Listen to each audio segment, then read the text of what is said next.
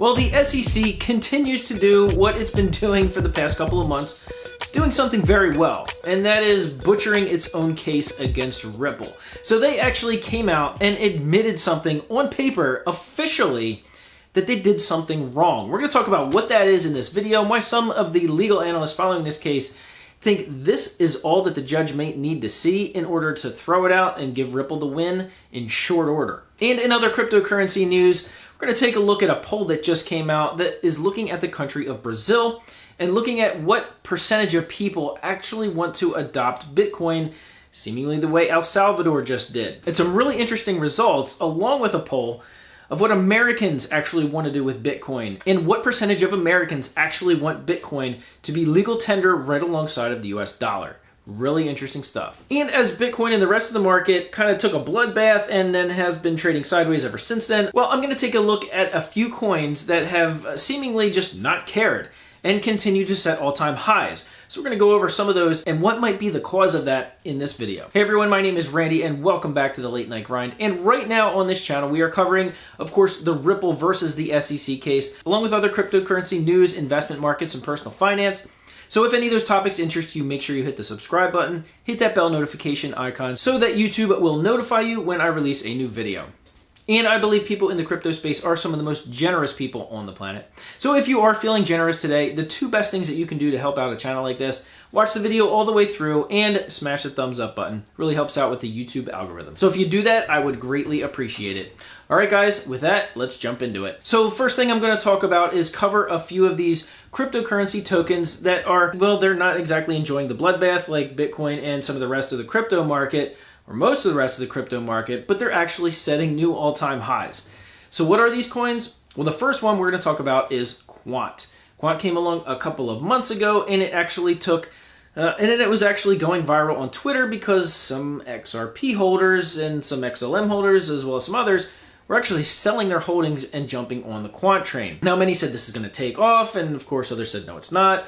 And then it did. And then the bloodbath happened to the rest of the crypto market, and Quant said, yeah, so what? We're going to continue to set new all-time highs. And that's exactly what it's been doing. Currently trading at about $392. It recently set its all-time high of about $409. And along with Solana, whenever there's a Bitcoin dip, it seems to weather these dips extremely well.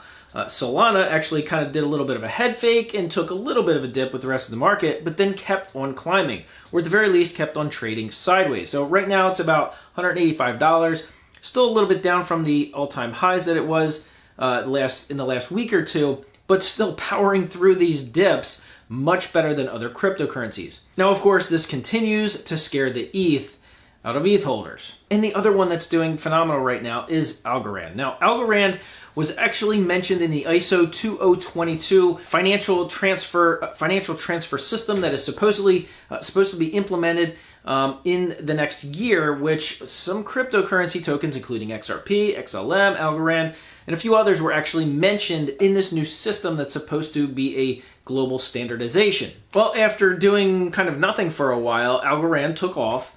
And it's been doing the same thing as Quant is, and just not caring what the rest of the market's doing right now. It's not attached to Bitcoin. It's not coupled to Bitcoin at all. Although some people are speculating that a lot of the movements, especially earlier this week, had to do with essentially a shout out that it got on CNBC by Skybridge Capital Financial's founder, Anthony Scaramucci, who is a former Trump administration appointee. And the reason he did that is because of why utility. He gave us a shout out because he says this is one of the few that has an amazing utility to it. So now it's really interesting to see why some of the ones like Quant, like Algorand, like those that have an amazing utility inside of the DeFi space. So those are definitely ones I'm going to be taking a look at. They are now on my radar, and we're going to see what the rest of this year looks like for those tokens. And since El Salvador has now officially made it official that they are accepting Bitcoin as legal tender in El Salvador, there's a few other South American countries that have been talking about doing the same thing. There's a few other countries that have senators that have introduced bills that they want to vote on to essentially do the same thing, but they fight a major uphill battle. But the people of Brazil, they just came out with a poll, and they showed that the people of Brazil, about 50% of them, want to make Bitcoin a legal tendered currency right alongside their national currency. The poll also showed that about 33% did not want it, and about 20% were very much opposed to it. However, there was another part of the poll that showed that last year, in September of 2020, 33% of Brazilians were extremely opposed to investing in Bitcoin. That number has since dropped to 12% that are opposed to investing in Bitcoin. And the interesting part of that poll was that it, of course, spoke about the American adoption of Bitcoin. What is that number? Well, approximately 27% of Americans that responded to that poll would favor making Bitcoin a legal tender right next to the US dollar. The leading segment of that poll, 25 to 40-year-old men. Now, who's going to be making business decisions and leading financial sectors in the next 10 to 20 years? Those men and women. Now we're going to talk about XRP and what the SEC just did in admitting that they were wrong and that could end the case right now. So what actually happened? Well, Ripple had actually petitioned the judge to get the SEC to turn over interrogatories, basically a list of questions that Ripple was allowed to ask them throughout this whole lawsuit and this whole process. Well, one of those questions had an answer that was just tweeted out, and of course it's going viral. And that was an answer to a question about whether or not the SEC gave any third parties notice that they thought XRP was or wasn't a security. The answer to that was no. We did not tell any third parties that we believe XRP is a security.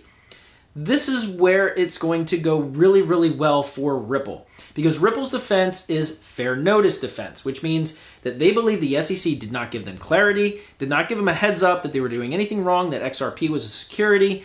And in fact, it goes against what most of what the SEC has been saying this whole time, is that there was clarity and there are rules in place and that other players in the sector knew that there were rules in place and everything was very clear. There's nothing clear about this. This admittance is now official. This is now an official answer on paper in this trial that Ripple is absolutely going to use because it backs up their fair notice defense even more than almost everything else they've put together. Because the SEC is claiming that, of course, Brad, Chris, and Ripple recklessly knew the laws and knew that they were breaking these laws because the laws were clear. Well, not so much now, because the SEC said, well, we didn't tell anybody that XRP was a security. Therefore, nobody else in the space, no other third party could have possibly known that XRP is a security. So how is Brad, Chris, and Ripple supposed to know it's a security as well, which is at the heart of their fair notice defense? Because the SEC has to prove, beyond a shadow of a doubt, that there was clarity at the time, and that not only did Ripple, Brad, and Chris knew the laws, but all the other players in the space knew the laws. So if the SEC didn't tell anybody that XRP is a security, whether or not it's a third party or anybody at Ripple or anybody, kind of shoots their own case in the foot. And that's why a lot of legal experts are saying right now that Ripple may have just won the case with this admission that is now official. So there's been some big news over the past couple of days with this Ripple versus the SEC case.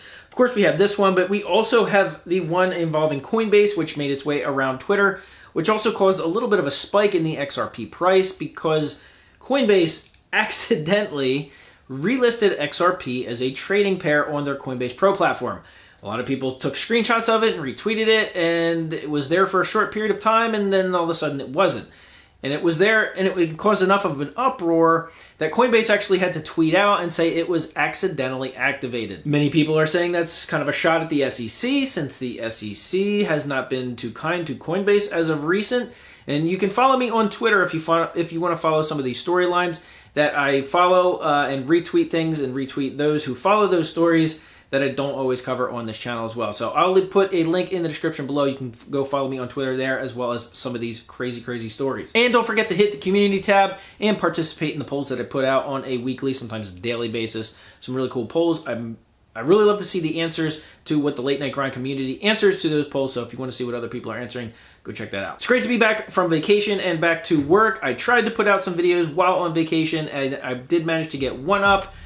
However, it was extremely difficult and a lot more time consuming than I ever thought it would be to do that while on vacation. So in the meantime, I look forward to getting out more videos more frequently, and if you want to see them, don't forget to subscribe and hit the bell notification icon. And as always, I appreciate you guys watching all the way to the end of this video. Don't forget to give this video a big thumbs up, and I'll see you guys on the next video.